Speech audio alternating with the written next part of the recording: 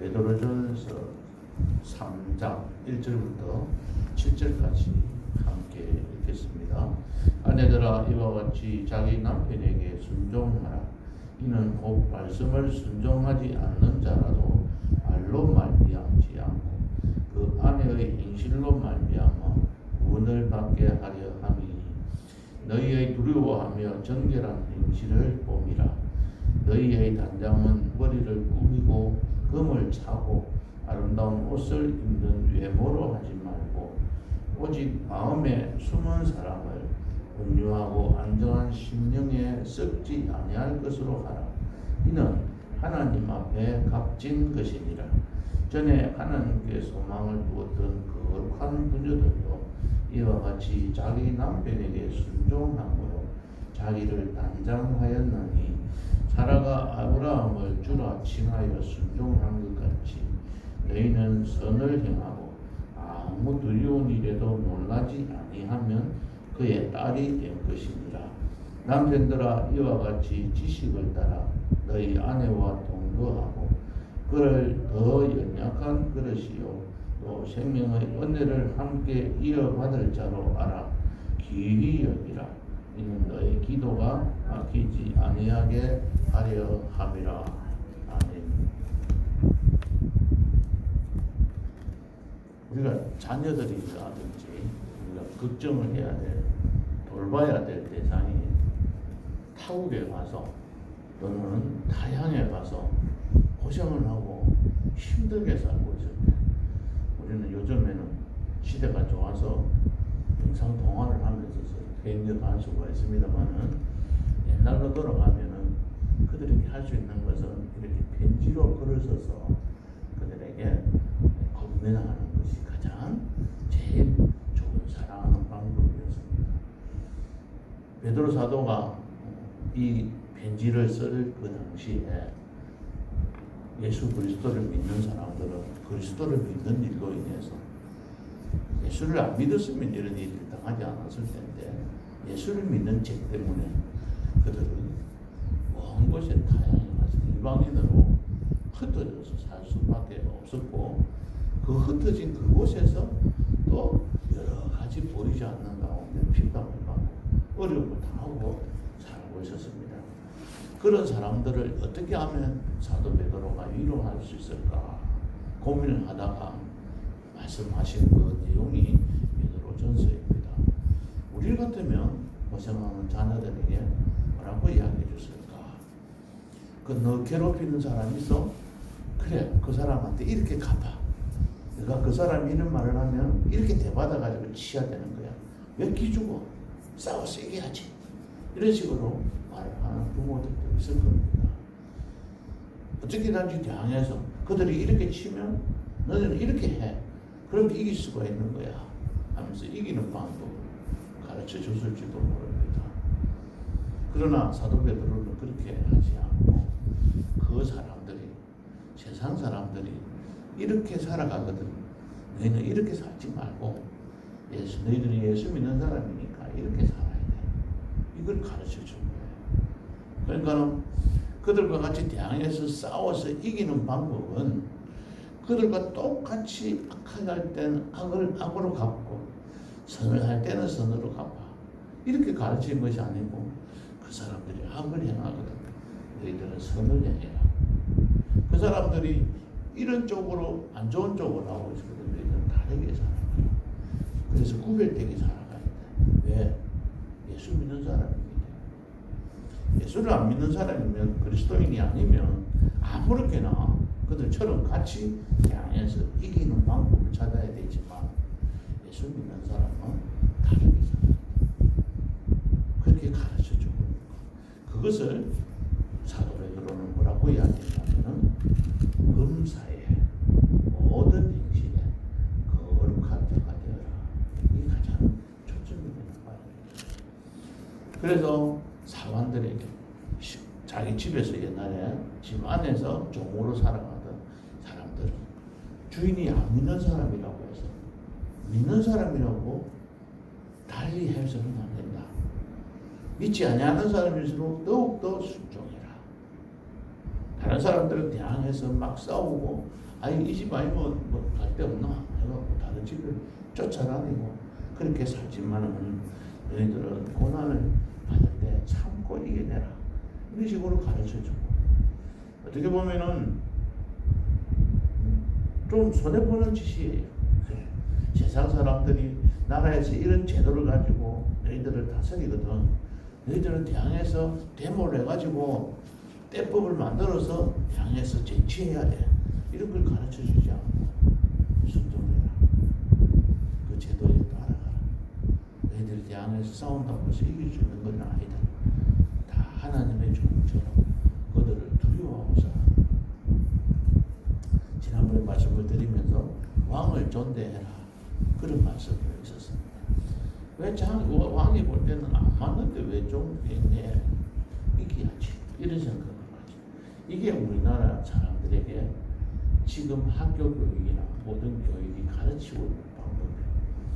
그런데 싸움의 대상이 아닙니다. 우리나라 가만히 이렇게 발전하게 된 원인이 어디에 있습니까? 백성들한테 있는 겁니까? 국민들이 잘해서 이렇게 우리나라가 잘 살게 되었습니까? 물론 하나님께서 도와주셨지만 가장 근본적으로 가만히 한번 생각해 보십시오. 박정희 대통령을 만나지 않았다면 우리나라가 발전하지 못했습니다. 박정희 대통령은 정주영 회장과 같은 사람을 만나지 않았더라면 경부 고속도로도 만들었을 거요. 유엔 메이도 만들었을 거고 현대조선소도 하나 못 만들었을 거고 박태준 씨 같은 사람 만나지 못했더라면 포항제철과 같은 전 대기업을 만들 수가 없었습니다. 이병철 씨와 같이 이건희 씨와 같은 사람이 없었더라면 오늘날의 삼성은 없었습니다. 물론 그 밑에서 열심히 일하는 사람들이 있었지만 그 사람들이 있었기에 우리나라가 이렇게 발전할 수 있었던 거예요. 그러면 그 사람들을 존대하고 존경해야 되는데 이 나라는 어떻게 합니까? 타도의 대상입니다. 투쟁의 대상입니다. 학교에 가면 교사들은 선생 교장이 타도의 대상입니다. 회사에 가면 사장이 투쟁의 대상입니다. 그렇게 가르치는 거예요. 그래서 이 사장들은 전부 다 이 회사원들을 착취해서 빼들어 피를 빨아먹고 살아서 성공한 사람들이다. 그래서 그 사람들한테 우리는 빼앗아야 돼요. 이런 거를 자꾸 가르치고 있는 이 나라의 현실들은 제대로 된 것이 아니다. 하나님께서 가르쳐 주신 대로 그들을 존대하면서 살아가야 합니다. 그런데 왜 존대해야 돼? 이렇게 생각하면서 살아가서는 안 된다는 걸 가르쳐 주고 있습니다. 오늘 말씀도 나라 가정 안에서 남편과 아내가 어떻게 살아가야 할 것인지를 가르쳐 주고 있습니다. 첫 번째는 아내들에게 순종해라. 남편들에게. 왜 순종해야 돼? 응? 왜 아내는 그게 없어? 그게 세상 사람들이 살아가는 방법입니다. 그런데 하나님께서는 순종하라고 가르쳤습니다. 순종하라고 가르쳤었기 때문에 우리는 순종하면서 살아가야 됩니다. 이 말씀대로. 근데 자꾸 다른 생각을 해요. 왜? 아니야 이거는 이런 생각을 해요. 이 땅의 남편들이 아내들로부터 존경받고 신뢰받고 칭찬받을 만한 남편이 몇이나 될까요? 다 똑같은 사람들이 저 남자하고 같이 살아보시면 내가 이런 일을 당하지 않았을 텐데라고 생각할지 모르지만 다시 태어나서 자기가 짝을 부른다면 그와 같은 비슷한 사람을 만났을 겁니다. 비슷하지 않은 사람하고 같이 살아간다고 만약에 한번 상상을 해보십시오. 그러면은 도저히 내가 다시 만나도 저런 사람 비슷한 사람을 만났을 거예요. 반드시 그 선택할 때 좋았던 점들이 있었기 때문에 어쨌든지 간에 자이든 타이든 만나서 지금까지 살아왔던 것입니다. 하나님 오늘 이 말씀에 보면 존경할 만해서 존경하고 순종할 만해서 순종하고 사랑할 만해서 사랑하는 것이 아니라 하나님께서는 이 아내들에게 순종하면서 살아가라고 했습니다. 그리고 어떻게 해요? 전도할 때도 1절 보시면 말로 하지 말고 말로만 하지 않고 그 안에 행실로 말미암아 구원을 받게 하라 했습니다. 근데 말로 가지고 자꾸 그렇게 하면 자존심이 상해서 안 가요. 남편이 이제 저 입장에서도 보면 자꾸 말로 가지고 이래라 저래서 하면 하기 싫어요. 괜히 자존심이 상하는 것 같고. 그러니까 말로 해갖고는 절대 될 동물이 인종이 아닙니다. 남편이 말로 해서 이렇게 하라고 시킨다고 해서 절대 따라할 수 있는 사람들이 제대로 아니다. 그래서 행실로 해야 된다. 그 다음 2절에 보면은 두려워하면서 정결하게 성결하게 살아가라는 말인데, 지금 이 시대는 그래도 부부가 어느 정도 성결을 유지하면서 살아가는데, 이 당시에는 부부가 같이 살지만은 이렇게 교육적 교육을 받아서 부부의 도리를 무엇인지를 알고 살아가기보다는 그야말로 그야 동물적인 감정을 갖고 살아가는 부부들이 많았고, 그 당시에 그런 삶을 성적으로 굉장히 문란한 그런 시대였습니다. 그럴수록 너희들은 성결하게 살아라. 그 다음에는 3절에 보면 단장을 하는데, 이 단장을 할 때에 막 머리를 꾸미고 이렇게 외부적으로 하지 말고 마음의 온유하고 안정한 마음으로 해라. 그리고 하나님, 이게 바로 하나님 앞에서 값진 것이다. 그렇게 이야기를 하고 있어요. 여기 보면 5절에 보면은 이런 말씀을 하고 있습니다. 어떻게 단장해야 하느냐면, 이와 같이 자기 남편에게 순종함으로 자기를 단장해라. 순종하는 것이 가장 아름답게 단장하는 것이고, 그것이 가장 값진 것이다. 그 다음에 7절 남편들에게 하시는 말씀입니다. 제가 이 말씀을 보면서 1절부터 6절에 있는 말씀은 좀 쉬운 것 같아요.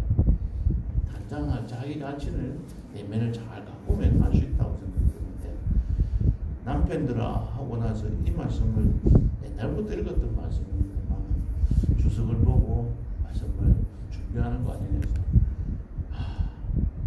진짜 이게 너무 남편들에게 너무 큰 걸 요구하고 있다. 그런 생각이 들었습니다. 이와 같이 지식을 따라, 이 지식이 뭐냐면, 첫 번째는 남편들에게 하는 게 지식에 따라 아내와 동거하고, 이 동거는 뭐 좀 좋은 말로 말할 건 아니고 성적인 관계를 말하는 겁니다. 남편과 아내가 같이 한 이불 밑에서 잠을 자는 걸 동거를 말해요. 그런데 그 동거를 하는데 어떻게 동거하냐면 지식을 갖고 해야 하는 거예요. 지식. 어떤 지식일까요? 남자가 여자에 대해서, 이 여자는 연약한 그릇이고, 또 이 여자는 남자와 여자의 관계는 이렇게 살아가야 한다는 그에 대한 기본적인 지식. 물론 하나님을 아는 지식이고 하나님 안에서 갖는 지식이기도 하지만, 아주 세상적인 표현으로 하면은 남편이 아내에 대해서 제대로 된 알고 동거해라. 섬기고 살아. 같이 한 입을 듣고 살아가라. 그런데 그렇게 하지 않고 자기 생각대로 자기 뜻대로 해서는 안 된다는 걸 가르쳐주고 있습니다. 여러 가지 깊은 의미들이 있습니다만 시간이 듣고 한번 깊이 생각해 봅시다.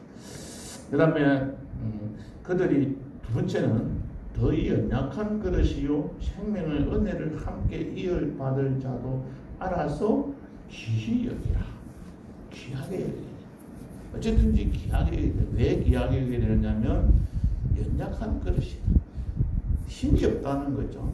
또 감정에 많이 이렇게 조그만 일로 더 좋아하게 되고 조그만 일로 마음 상하게 하고 이렇게 되니까 그렇게 생각해라. 더 귀하게 여기라. 그리고 생명의 은혜를 하나님께서 주시는 축복을 함께 받아들이고, 물론 천국에서도 그렇지만 이 땅에서 함께 이어받을 자이기 때문에 더더욱 그렇게 살아가야 돼요. 근데 맨 마지막 굉장히 중요한 말씀입니다. 너희 기도가 막히지 않게. 하나님 앞에 기도하는 가운데 기도가 막힌다는 것은 바로 부부 관계가 올바르지 못할 때 하나님 앞에 기도하건들 하나님께서 들어주지 않으신다는 결론입니다. 하나님께서 딱 지어주셨습니다. 그것을 우리가 인정하고 우리가 받아들여야 하며 믿고 살아갑니다. 남편은 아내에게, 아내는 남편에게 순종하고, 남편은 아내를 더 귀하게 여기면서 사랑하고 살아가는 그 아름다운 가정 공동체를 만들어 가실 때 하나님께서 우리의 기도를 들어주신다. 기도가 막히지 않는다. 하나님 앞에 기도가 상달되지 않을 수가 있다.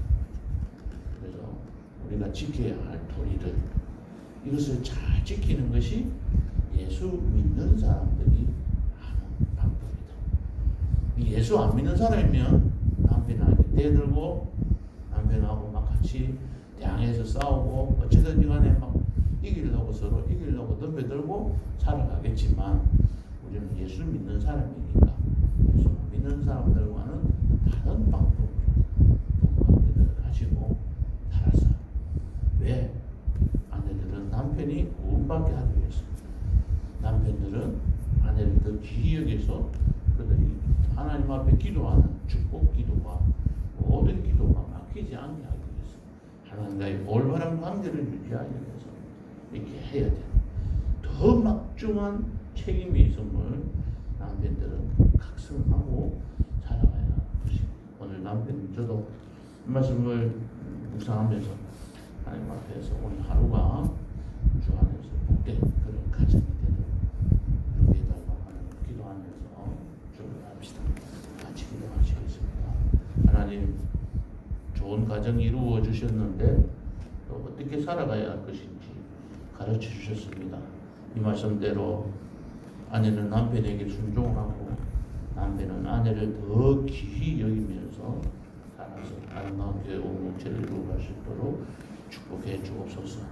예수님의 이름으로